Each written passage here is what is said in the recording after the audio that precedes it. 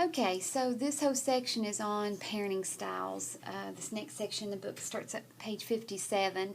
I've given you all kinds of videos that you should enjoy that are examples of parenting, examples of good parenting, examples of questionable parenting. So I hope you enjoy all of those. It's taken me a little while to get all of this together because picking the right ones and good ones.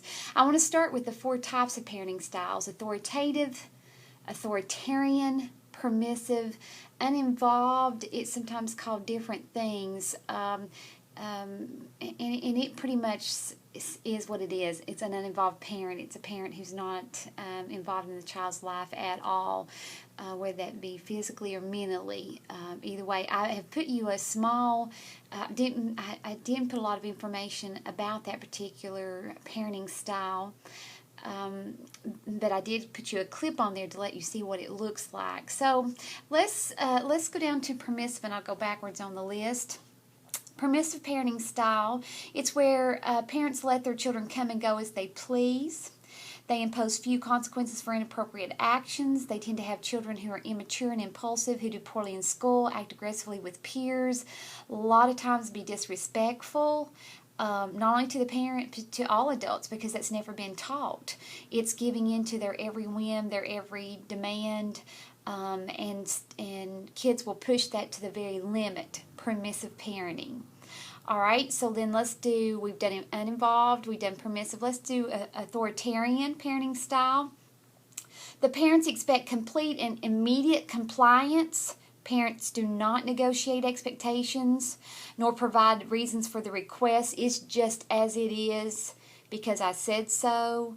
High demands for obedience are made within the context of close, supportive parent-child relationships, and more common in impoverished economic environments where kids kind of poor backgrounds.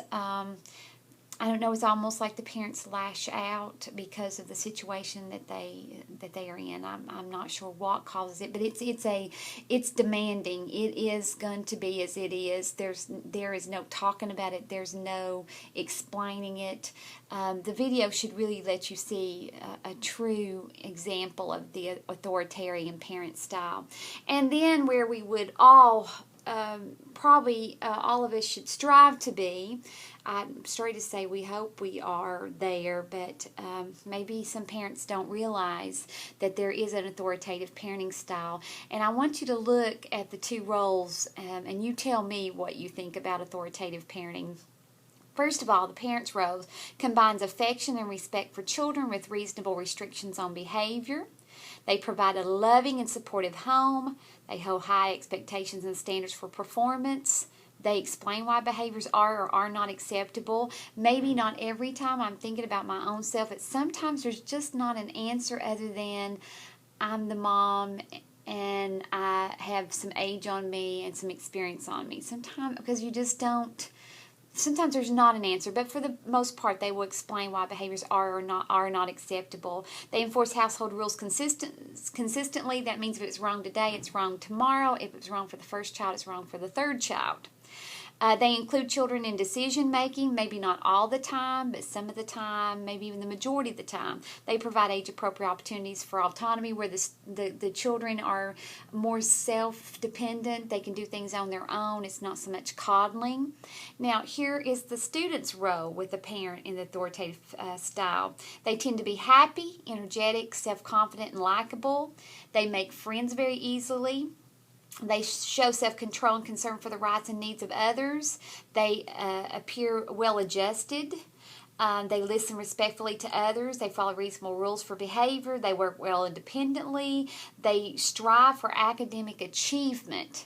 Oh my goodness, if we could just get parents to understand, if they would fit the description of an authoritative parent at the top and fulfill their role.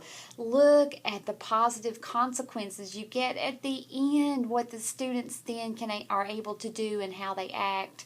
what a better place our world would be if we had parents who actually stuck with the authoritative parenting style. Now, am I saying that they'll never make mistakes? Well, no, we're all parents. We're going to make mistakes. All right, just some side notes on parenting styles. Some parents may have learned ineffective parenting strategies from their own parents. Actually, research will back that up. We parent a lot of times how we've been parent. Every time, no. Sometimes we learn from our mistakes. This is kind of like a child who is raised in an alcoholic home. And then you would think they would steer clear of marrying someone who's an alcoholic, but more times than not, they marry the very person that is similar to what they grew up having to live with. And the only thing I can figure out is that still in their mind, that's an example of love. That's their only example of love. So stop right here just a minute and think about you parenting with the same skills that your parents raised you with. That's an interesting thought. Parents' disciplinary strategies seem to be the result rather than the cause of how children behave. And then many children and adolescents thrive despite their caregivers' diverse parenting styles, provided that those caregivers aren't severely neglectful or abusive. It's funny because with my own students, they could talk to their mothers and fathers and grandparents like a dog, but they never spoke to me in that tone, never. So I do think that kids are manageable. They do want boundaries to be set for them. That's a sign of love, I think, when you set those boundaries for students and for your kids. So one of my things in the classroom was making the students answer me yes ma'am, no ma'am. I heard some of the parents say, wow, how do you get the kids to do that? Because they won't do them when they're home. Well, maybe because your expectations aren't there. It's something that the students knew. I expected and I demanded. And so maybe that's the key. So a little side question after you watch all the videos. Tell me, I want you to pick one of these parenting styles and apply that to your classroom, to your role as the teacher. Pick one of the four and then put yourself in that role as a teacher. What will your class look like? What will your classroom look like? What are you going to gain from having that type of parenting style? So which one of these four do you hope to run your classroom by? Interesting fact, we parent like our parents. My kids may be in trouble.